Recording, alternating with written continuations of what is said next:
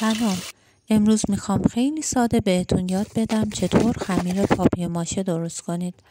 اول چونه تخم مرغ‌ها رو با آب جوشیده شده خیس کردم.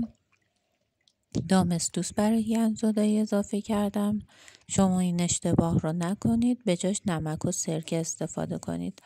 بعد چسب چوب و خاک مل اضافه کردم. هر چقدر چسب چوبش بیشتر باشه خمیرتون محکم تر میشه و خاک مل هم منافذ رو پر میکنه.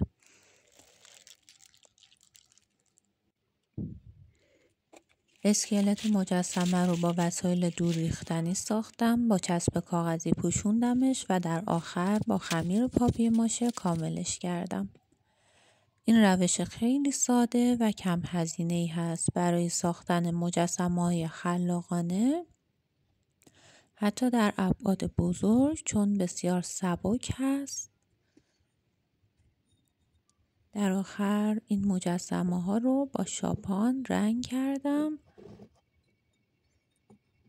تا حس چوب بده.